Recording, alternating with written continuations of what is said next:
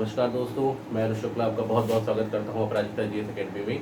आज का जो टॉपिक रहेगा भारत में विदेशी शक्तियों का आगमन के बारे में रहेगा। आज विदेशी शक्तियों के आगमन मैंने आप लोगों को पुर्तगाल पढ़ा दिया है, पुर्तगाल के बाद हमने डच पढ़ा दिया है, डच के बाद अंग्रेज पढ़ा दिया, अंग्रेज के बाद डेन का टॉपिक आता है। ठीक है, डेन की बात करते हैं। जो डेन है, जो डेन भारत में आए हैं वो 1616 में सबसे पहली बार भारत में कब आए हैं? अगर पूछ लिया जाए डेन का जो है भारत में कब आए हैं तो 1616 में आए। इन्होंने 1620 में क्या किया? इन्होंने 1620 में तंजौर जिला के ट्रांकेबार में अपनी फैक्ट्री लगी। इन्होंने 1620 में क्या किया, मतलब नेक्स्ट आते ही आते आने से 4 साल बाद 1620 में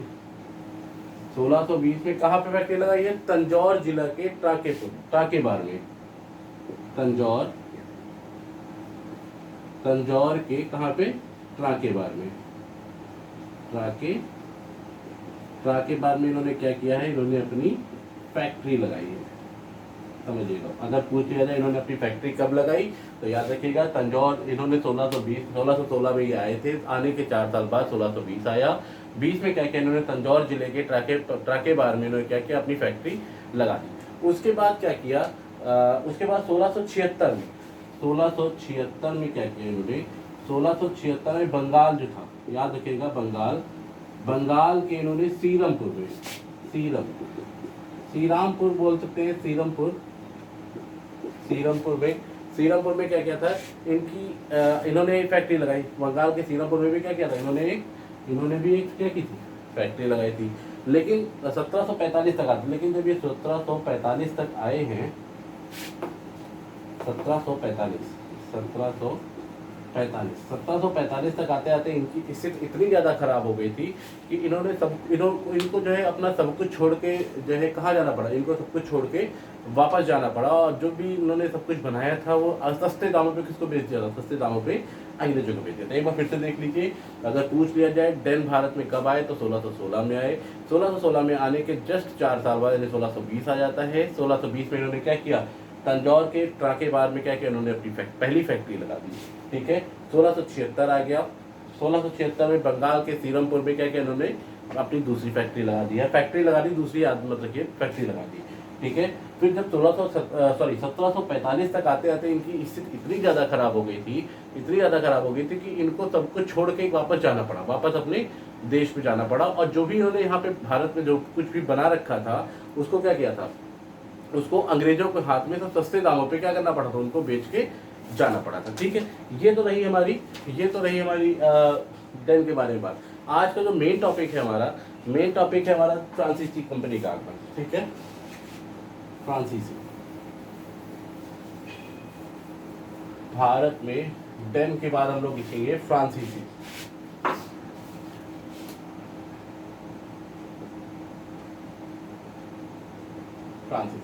फ्रांसीसी कंपनियों का आगमन। अब डेन के बाद कौन आया? डेन के बाद आए फ्रांसीसी। अब बात याद रखिएगा, जो फ्रांसीसी थे ये अंतिम विदेशी भारत में आने वाली अंतिम विदेशी शक्ति थी। ये पॉइंट बहुत ही जो है बार बार पूछा जाता है कि भारत में अंतिम विदेशी शक्ति कौन आई, तो याद रखिएगा फ्रांसीसी। लिख लीजिए, बता देता हूं मैं। देखिए, ये जो फ्रांसीसी है ये क्या है? भारत में अंतिम विदेशी शक्ति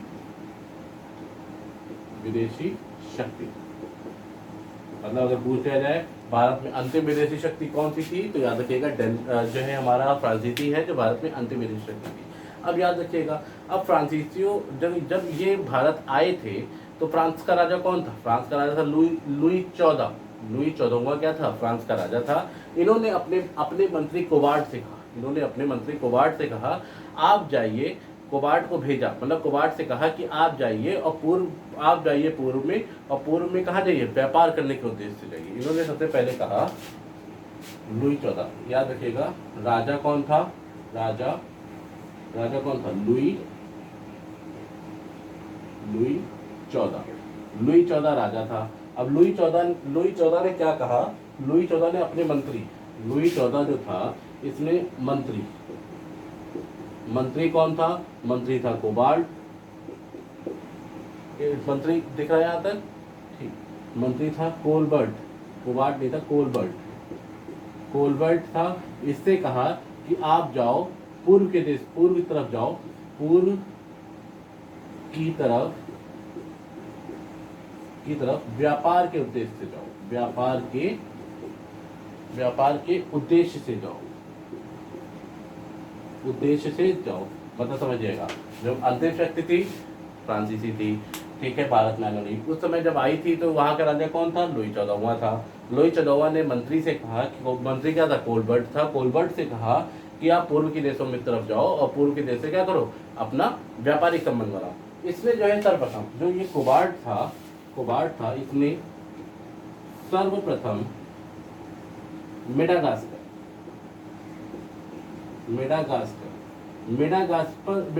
पर क्या किया? मेडागास्कर पर अधिकार करना चाहा।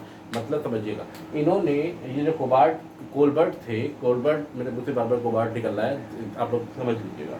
कोलबर्ट ने सबसे पहले कहा अधिकार करना चाहा? कोलबर्ट ने सबसे पहले अधिकार करना चाहा मेडागास्कर पर। लेकिन ये मेडागास्कर पर अधिकार करने से क्या हो गए? अधिकार करने में असफल हो गए, ठीक है। तो इधर वापस लौटना पड़ा। और इसी समय तक क्या था? फ्रांसीसियों ने क्या किया था? एक कंपनी की स्थापना कर ली थी, कंपनी को बना लिया था। उस कंपनी का नाम क्या था? Company the Indian oriental. याद रखिएगा, इतना सब इधर हो रहा था। इधर फ्रांसीसी, इधर लिख देता हूँ, नहीं दिख रहा, चलिए मैं इधर लिख देता हूँ। इस समय फ्रांस में नई company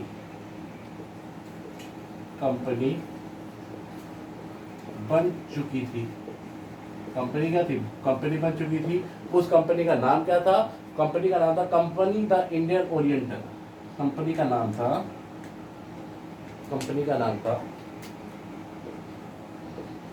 company the Indian oriental. Company the Indian oriental, मतलब फ्रांस की जो कंपनी थी उसका नाम क्या था? उसका नाम था कंपनी द इंडियन ओरिएंटल। अब याद रखिएगा, इससे पहले जितनी भी कंपनी बनी, वो कंपनी कोई भी कंपनी पूर्ण रूप से सरकारी नहीं थी। लेकिन जो फ्रांस की कंपनी थी कंपनी द इंडियन ओरिएंटल, ये एक पूर्ण रूप से सरकारी कंपनी थी, ठीक है। याद रखिएगा, इस पर पूर्ण रूप से सरकार का नियंत्रण था। याद रखिएगा, जो कंपनी द इंडियन ओरिएंटल थी, ये इस कंपनी पे पूर्ण रूप से किसका नियंत्रण था? पूर्ण रूप से सरकार का नियंत्रण था, ठीक है। फिर से एक बार, अंतिम विदेशी शक्ति थी उस समय राजा कौन था? लुई 14वां था। इसने अपने मंत्री कोलबर्ट से कहा कि आप जाइए पूर्वी देशों से व्यापार करिए। ये सबसे पहले कहा गया, मेडागास्कर पर अधिकार करना था, लेकिन क्या हो गया? फेल हो गया।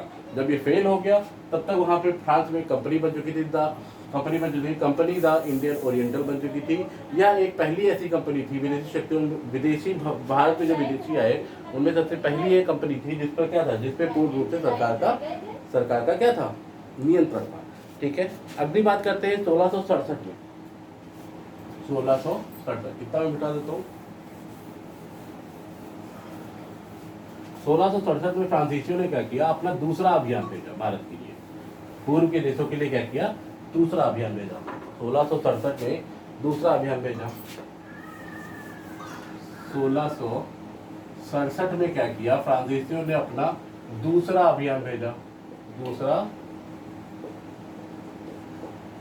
दूसरा अभियान भेजा मतलब क्या है? ए पहला अभियान भेजा था, वो क्या हो गए थे? वो फेल हो गए थे। लेकिन जब इन्होंने दूसरा अभियान भेजा, नाम क्या, किसके नेतृत्व में भेजा था? फ्रैको टेको या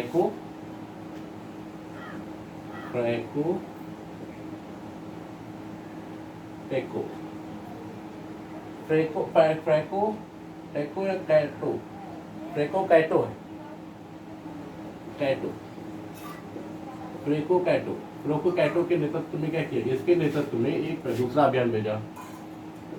नेतृत्व में मतलब समझिएगा, ये इन्होंने दूसरा, पहला अभियान किसके नेतृत्व में भेजा था? कोलबर्ट थे, उसके नेतृत्व में भेजा था। और दूसरा अभियान भेजा था फ्रैको कैटो के नेतृत्व में भेजा था, ठीक है। 1668 में क्या किया था इन्होंने? 1668 में 1668 में सूरत में एक फैक्ट्री लगा दी थी। ये जो फ्रांसीसी थे, फ्रांसीसी ने क्या किया 1668 में कैसे भी हाँ मतलब मना मनू के क्या किया, सूरत में एक फैक्ट्री लगा दी। सूरत में एक फैक्ट्री लगाई। समझिएगा, बात कर लेते हैं। पहला नेतृत्व भेजा, पहला नेतृत्व किसके, कोलबर्ट के उसमें भेजा। कहाँ उसने किया, मेडागास्कर पे, लेकिन क्या हो गया, फेल हो गया था। दूसरा भेजा था फ्रैंको कैटो के नेतृत्व में भेजा। और 1668 में क्या किया था इन्होंने, एक सूरत में फैक्ट्री लगा ली थी। 1669 में 1669 में क्या किया था इन्होंने, मरकाना में भी क्या किया था, मरकाना में भी इन्होंने फैक्ट्री लगा ली थी। और 1669 पे ही इन्होंने क्या किया था, गोलकुंडा के जो शासक थे, गोलकुंडा के शासक से क्या किया था, गोलकुंडा के शासक से अनुमति लेकर, मतलब गोलकुंडा से के शासक थे, उनसे क्या किया, उनसे अनुमति ले ली थी। और अनुमति लेकर क्या किया था, मसूलीपट्टनम में इन्होंने एक क्या कर दी थी, फैक्ट्री लगा दी थी। ठीक है, इन्होंने क्या किया था, मसूलीपट्टनम में एक फैक्ट्री लगा दी। याद रखिए, गोलकुंडा के शासक से अनुमति लेकर, यहाँ तक दिख रहा है, ठीक है। गोलकुंडा के शासक से क्या किया था इन्होंने, अनुमति ली थी। अनुमति लेकर कहाँ किया था, मसूलीपट्टनम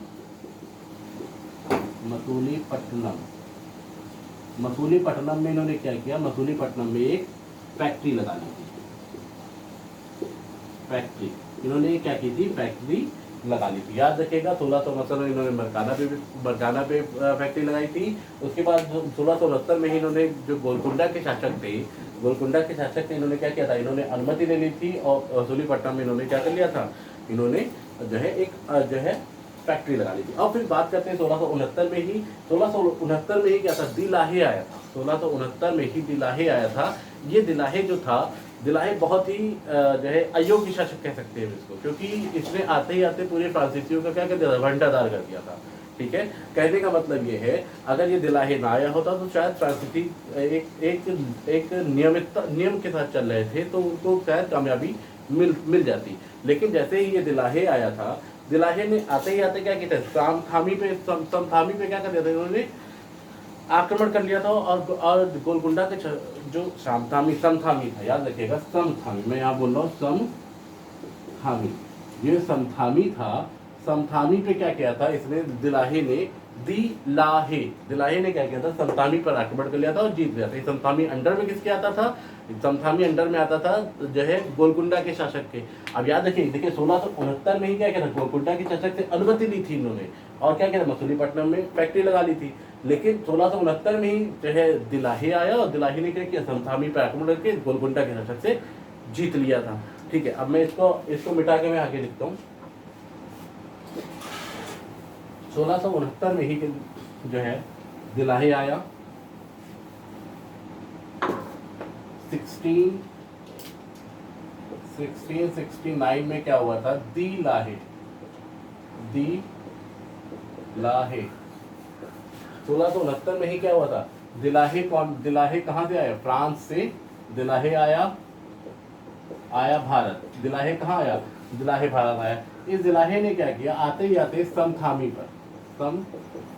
समथामी पर क्या किया था, इसने समथामी पर क्या किया था, आक्रमण करके समथामी को क्या कर लिया था, समथामी को जीत लिया था। और समथामी अंडर में किसके आता था, गोलकुंडा के शासक के अंडर में क्या आता था, गोलकुंडा के शासक के अंडर में समथामी आता था। अब समथामी को जब इसने जीत लिया, याद रखिएगा, समथामी को जब इसने जीत लिया तो गोलकुंडा का शासक क्या हो गया, गोलकुंडा का शासक बहुत ही ज़्यादा नाराज हो गया। और इसने तब शासक ने क्या किया था, शासक जो है गोलकुंडा का जो शासक था, यहाँ का जो शासक था, शासक क्या हो गया, शासक हो गया नाराज। इसने 1672 में क्या किया, इसने 1672 में डचों के साथ मिल गया। मतलब समझिएगा। अब जब भाई फ्रांसीसी इसको धोखा दे रहे हैं तो इस यहाँ के शासक गोलकुंडा के शासक को किसी न किसी के साथ तो हाथ मिलाना ही पड़ेगा। तो इसने क्या किया, इसने गोलकुंडा के शासक ने क्या किया कि डचों के साथ मिल लिया और डचों के साथ मिलकर इसने दिलाहे पर आक्रमण किया। डचों के साथ मिलकर इसने क्या किया, दिलाहे पर आक्रमण कर दिया। जो दिलाहे ने समथामी जीता था उसी दिलाहे पर आक्रमण किया, उसी दिलाहे पर आक्रमण कर दिया और आक्रमण करके दिलाहे को क्या कर दिया, दिलाहे को भगा दिया। और समथामी जो था समथामी को किसको दे दिया, डचों को दे दिया कि जाइए आप डच जाइए, आप उस पर क्या करिए, वहां पे अधिकार करिए और उस पर अपना राज्य बनाइए। ठीक है, लिखिए, मैं लिख देता हूँ यहाँ पे। 72 में क्या किया, डचों के साथ मिलकर, डचों के इसने गोलकुंडा के शासक जो थे इसने क्या किया, डचों के साथ मिलकर क्या किया, दिलाहे पर, डचों के साथ मिलकर दिलाहे पर क्या किया, आक्रमण कर दिया। दिलाहे पर क्या कर दिया, आक्रमण कर दिया। समझिएगा, फिर से एक बार यहाँ से मैं देख लीजिए। देखिए, दिलाहे को जीता, आक्रमण किया, फिर गोलकुंडा के शासक नाराज हो गया। 72 में क्या किया इसने, डचों के साथ मिलकर किस पर आक्रमण किया, दिलाहे पर आक्रमण कर दिया। दिलाहे को क्या कर दिया, भारत से भगा दिया। इसको क्या किया, भगा दिया। इसको क्या किया, इसको भगा दिया। अब यार, और जो समथामी था उसको क्या कर दिया, उस पर डचों के जो समथामी था, ये जो समथामी है, इस पर क्या हो गया, इस पर डचों का क्या हो गया था, इस पर डचों का अधिकार हो गया था। अब बात आती है 1673, मतलब एक साल बाद। अब 1672 में इसने क्या किया, दिलाहे को भगा दिया। 1673 में बात आई, 1673 में जो फ्रांसीसी जो कंपनी बनी थी उसका बोर्ड ऑफ डायरेक्टर नियुक्त किया, डायरेक्टर बना दिया गया, बोर्ड ऑफ डायरेक्टर बनाया गया, जिससे कंपनी को हम क्या करें, सही से चला सके। इतना मैं लिख दे रहा हूँ।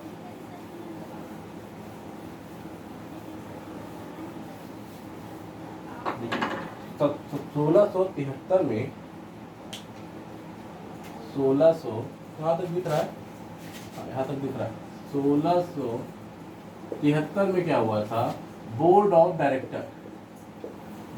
डायरेक्टर बनाया गया। इसका जो निर्देशक किसे नियुक्त किया गया, फ्रैंको मार्टिन को। इसका क्या किया गया, फ्रैंको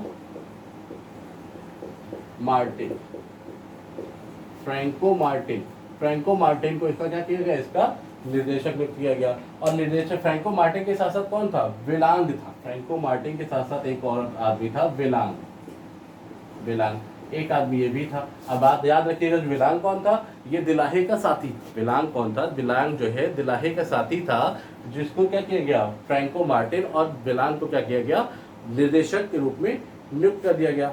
ठीक है, इन्होंने क्या किया, इन्होंने वालीकोंडा, इन्होंने फ्रैंकी मार्टिन ने क्या किया, वालीकोंडा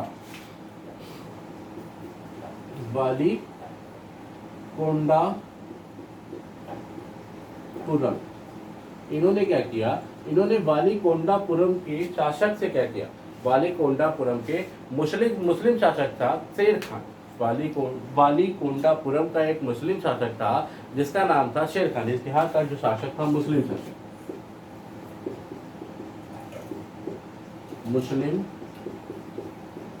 शासक का नाम क्या था, शेर खान था। मुस्लिम शासक का नाम क्या था, मुस्लिम शासक का नाम शेर खान था। शेर खान से इन्होंने क्या किया, गांव मांगा। गांव कहा कि आप मुझे थोड़ा सा गांव दे दो, हम क्या करेंगे, उसमें व्यापार करेंगे। इन्होंने, समझिएगा, 72 में जो है दिलाहे मार के भगा दिया गया था डचों ने, और जो है गोलकुंडा के शासक ने मिलकर भगा दिया था उसको। तो 73 में बोर्ड ऑफ डायरेक्टर की नियुक्ति हो गई। बोर्ड ऑफ डायरेक्टर निर्देशक फ्रैंको मार्टिन और वेलांग को नियुक्त किया गया। वेलांग कौन था, जो दिलाहे का क्या था, साथी था। ठीक है, फ्रैंको मार्टिन ने क्या किया, वालीकोंडापुरम के शासक, जो मुस्लिम शासक जो था, क्या नाम था, शेर खान था, इससे कहा कि आप मुझे एक गांव दे दो, हम गांव में क्या करेंगे, गांव में व्यापार करेंगे। इससे कहा, मुझे गांव मांगा व्यापार करने के लिए, व्यापार करने के लिए क्या किया, इन्होंने गांव मांगा। इसने क्या किया, अब जब शेर खान था तो इसने कहा, चलो भाई तुम मांगने आ रहे हो, भिखारियों की तरह मांगने आ रहे हो, तो क्या करता हूँ, मैं आपको दे देता हूँ। इन्होंने, शेर खान ने क्या किया, शेर खान ने पांडुचेरी पहले गांव था, पांडुचेरी को क्या कर दिया, पांडुचेरी को फ्रांसीसियों को दे दिया था। ठीक है, पांडुचेरी को जब फ्रांसीसियों को दे दिया तब डचों ने फिर से देखा, उनको एक बार मार के भगा चुके थे ना, तो डच ने एक बार फिर से देखा कि यार ये तो फ्रांसीसी फिर से आ गए। फिर जैसे ही पांडुचेरी पर इन्होंने, पांडुचेरी फ्रांसीसियों को मिल गया था, वैसे ही डच की नज़र इनके पड़ गई, फ्रांसीसी में पड़ गई कि अबे मैंने तो इनको भगाया था, फिर से आ गए। ठीक है, तो इन्होंने क्या किया, तो 1693 आया, 1693 में 1693 में डचों ने क्या किया, डचों ने पांडुचेरी पर आक्रमण किया, आक्रमण कर जीत लिया। मतलब क्या है, ये लोग बेचारे इतनी मुश्किल से भीख मांग के क्या हुए थे, भीख मांग के कैसे भी एक पांडुचेरी गांव पाए थे, और फिर जैसे ही इनको जो है फिर क्या हुआ था, फिर इनको तुरंत ही यहाँ पे 1693 डचों ने क्या किया, उस पांडुचेरी गांव को फिर से जीत लिया था। फिर अब बात आती है 1697, यानी 1693 के बाद 1697 यानी 4 साल बाद डचों और फ्रांसीसियों के बीच में क्या होती है, एक संधि होती है। डचों और फ्रांसीसियों के बीच में एक संधि होती है जिसे हम लोग बोलते हैं रिजविक की संधि। रिजविक, मैं ऊपर लिख दूं, यहाँ पे दिख रहा है, हाँ दिख रहा है, रिजविक की संधि। बहुत बार पूछा जा चुका है रिजविक की संधि कब हुई है, तो याद रखिएगा जो रिजविक की संधि है ये हुई है 1697 ईस्वी में हुई है। किन किन के बीच हुई है, ये हुई है डच और फ्रांसीसियों के बीच में हुई। इस रिजविक की संधि में क्या हुआ था, डचों ने जो पांडुचेरी को जीता था 1693 में, वो वापस कर दिया, भाई आप लोग ले जाओ यार, मुझे नहीं चाहिए, ठीक है, आप लोग ले जाइए यहाँ से। ठीक, फिर फ्रांसीसियों ने क्या किया, जब इस रिजविक की संधि के बाद जब डचों को मिल गया, डचों ने वापस कर दिया पांडुचेरी, तब इन्होंने क्या किया, तब इन्होंने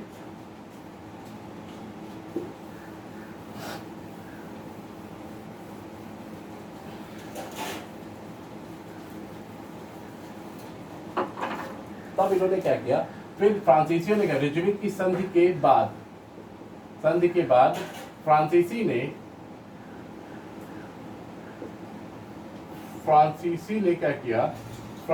क्या किया, जो पांडुचेरी था, पांडुचेरी को क्या किया, दुर्गीकृत करना शुरू कर दिया। दुर्गीकृत क्या कर दिया, दुर्गीकृत करना शुरू कर दिया, मतलब अपने आप को, अपनी जगह को क्या कर दिया, अपनी जगह को एक सुरक्षित बनाना शुरू कर दिया। फिर 1706 आया, 1706 में क्या हुआ, पांडुचेरी की जनसंख्या, ये जो पांडुचेरी था, यहाँ की जो जनसंख्या थी वो 40,000 के पार हो गई थी, 40,000 के प्लस हो गई थी, 40,000 प्लस हो गई थी। अब जब ये देखिए यहाँ की जो जनसंख्या थी 40, देखिए वास्तव में अगर देखा जाए जो फ्रांसीसी जो है बहुत ही अच्छे इंसान थे, बहुत ही नियम पूर्वक क्या करते थे, व्यापार करते थे। लेकिन जब फिर मैं टॉपिक पे आता हूँ, टॉपिक से बाहर नहीं जाने का मतलब है, कोई मतलब नहीं है, ठीक है। 1706 में क्या हुआ, जनसंख्या 40,000 के पार हो गई। जब जनसंख्या 40,000 के पार हो गई, इस समय 40,000 के पार हो गई थी, तब कलकत्ता की जनसंख्या कितनी थी, कलकत्ता की जनसंख्या मात्र 20,000 थी, मतलब आधी जनसंख्या थी, याद रखिएगा, ठीक है, आधी जनसंख्या थी। तब 1674 में क्या हुआ, शाइस्ता खां था, याद रखिएगा, शाइस्ता खां था। शाइस्ता खां ने फ्रांसीसियों को क्या कर दिया, शाइस्ता खां ने फ्रांसीसियों को न्योता दिया कि आप लोग आइए और यह कलकत्ता में जगह मैं दूंगा, मतलब आप लोग आइए, कहाँ आइए, आप लोग कलकत्ता आइए। शाइस्ता खां था, ये शासक था एक, इसने कहा कि आप लोग कलकत्ता आइए और कलकत्ता में मैं जगह दूंगा, वहाँ पे आप जो है रहिए और व्यापार करिए। लेकिन फ्रांसीसी क्या हुए, फ्रांसीसी नहीं गए थे, ठीक है। मैं लिख देता हूँ 1674 में क्या था, शाइस्ता खां ने क्या किया, शाइस्ता खां ने फ्रांसीसी को न्योता दिया किसको न्योता दिया,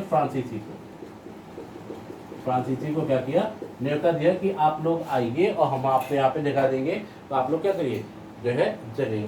तो ये लोग 1674 में तो जाने से मना करते हैं कि भाई अब अभी तो मैं नहीं आऊँगा, अभी मैंने डचों के साथ जो है रिजविक की संधि की है, अभी मैं डचों के साथ लड़ाई नहीं कर सकता, इसलिए अभी मैं नहीं आऊँगा। फिर इन्होंने 1690 से 1692 के बीच में कहाँ पहुँचे, ये पहुँचे कलकत्ता। ये लोग कलकत्ता के कहाँ, कलकत्ता के चंद्रनगर पहुँचे, चंद्रनगर। ये लोग कहाँ पहुँचे, कलकत्ता के चंद्रनगर पहुंचे, और चंद्रनगर में इन्होंने क्या कर लिया, चंद्रनगर में इन्होंने फैक्ट्री लगा ली, फैक्ट्री को क्या कर लिया, फैक्ट्री स्थापित कर ली। उसके बाद 1721 में इन्होंने मॉरिशस को बताया, याद रखिएगा 1721 में इन्होंने क्या किया था, मॉरिशस को क्या किया था, बताया, ठीक है। 1721 में इन्होंने मॉरिशस बताया, 1725 में इन्होंने माहे, 1725 में इन्होंने माहे को बताया। माहे है कहाँ पे, केरल में, माहे है केरल में, लेकिन राज्य किसका है, राज्य है पांडुचेरी, इसमें वर्तमान में नाम उसका हो गया पुदुचेरी, ठीक है। उसके बाद इन्होंने 1639 में इन्होंने कराईकल बताया, 1639 में इन्होंने कराईकल कहाँ है, कराईकल है हमारा तमिलनाडु में, लेकिन ये भी राज्य किसका है, राज्य है हमारा राज्य नहीं है, जिला है। ये माहे और कराईकल क्या है, जिला है। माहे और कराईकल जिला किसके हैं, पुदुचेरी के हैं, ठीक है, वर्तमान में, ठीक है। फिर से देख लीजिए आप लोग, यहाँ तक की यही तक की हिस्ट्री है। देखिए जो मेन अगर बात कर लेते हैं, जो पुदुचेरी हमारा केंद्र शासित प्रदेश है, उसको पूरी तरह बताया किसने, पूरी तरह बताया हमारे फ्रांसीसियों ने। कहा कि पुदुचेरी एकमात्र भारत का एकमात्र ऐसा जिला है, ऐसा राज्य है जहाँ पे क्या है, केवल 4 जिले हैं और चारों अलग अलग राज्य में स्थित है। याद रखिएगा 4 जिले हैं और चारों अलग अलग राज्य में स्थित हैं, कराईकल, माहे, पांडुचेरी, यही सब 4 जिले, ठीक है। तो यहाँ तक की बात रहती है आप लोगों की, ठीक है। सबसे पहले मैं आप लोगों को क्या बताया था, मैंने आप लोगों को बहुत ही अच्छे से जो है भारत में विदेशी शक्तियों का आगमन के बारे में मैंने खत्म कर दिया है, कौन कौन सी विदेशी शक्ति का आगमन था। इसके बाद जो हमारा टॉपिक रहेगा, हमारा कर्नाटक के युद्ध रहेगा, कर्नाटक का प्रथम युद्ध, कर्नाटक का द्वितीय युद्ध, कर्नाटक का तृतीय युद्ध। ये तीनों कर्नाटक के युद्ध खत्म करने के बाद हम लोग पहुंचेंगे कहाँ, हम लोग पहुंचेंगे प्लासी के युद्ध में। प्लासी का युद्ध खत्म करने के बाद हम लोग पहुंचेंगे बक्सर का युद्ध। धीरे धीरे हम लोग क्या करेंगे, इतिहास को आगे बढ़ाते हुए ले चलेंगे, ठीक है। अगर आप लोगों को हमारा वीडियो पसंद आया हो, आप लोग लाइक, शेयर और सब्सक्राइब करना बिल्कुल ना भूलिएगा, ठीक है।